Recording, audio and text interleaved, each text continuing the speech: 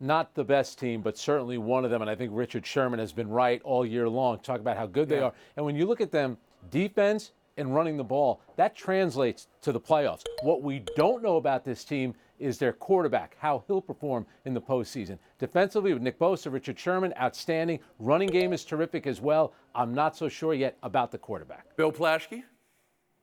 You're still doing it?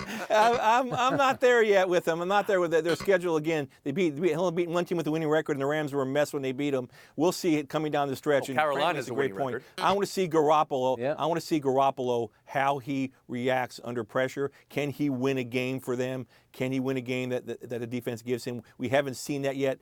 I think we'll hold off. We've seen Brady win a game or two, I think. I think we'll wait a hold off on Woody Garoppolo. Paige?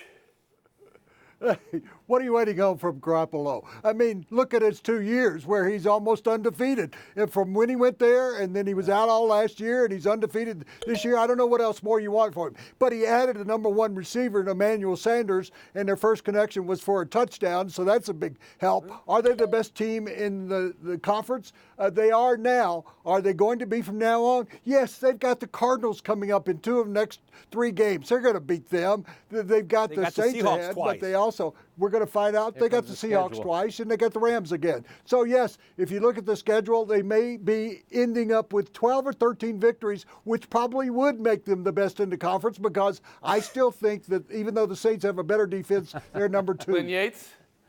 If you look at the schedule, they have 0 losses, and they're beating the pants off of people. You put up a 50-burger in the NFL, I'm sorry, margin of victory matters in this league, and I don't have anything to doubt them for. They don't necessarily need Garoppolo to be that good. If Shanahan's going to be misdirecting people all over the field, and their defense is that good, I mean, Bosa ran down McCaffrey. I could not believe that actually happened. This team is extremely good. Richard Sherman says he thinks Bosa should be the defensive player of the year. I agree with him at this stage. See the interception he had? Did you see the interception? Yeah. I mean, how many humans on the planet can make that play?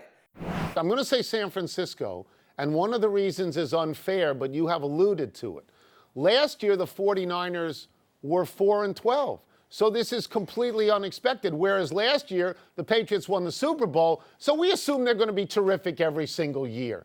The other reason for me is that I'm a little bit concerned right now with the Patriots. They played one team that's pretty good, Buffalo. The Bills. Okay. Yeah.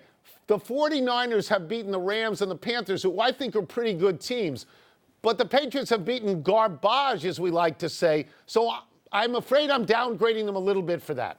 Tony, you don't have to be afraid of that. That's the way you have to do this. We're asking about 2 teams. We're talking about tiebreakers since they're both undefeated. Yeah. And I'm going the same way as you, strength of schedule, which is if we were going to apologize that in college football, there wouldn't be a college football season. So, no, the teams that the 49ers have beaten, you mentioned 2 teams that are pretty darn good, still, maybe even very good. The Rams and the Panthers. They're a threat.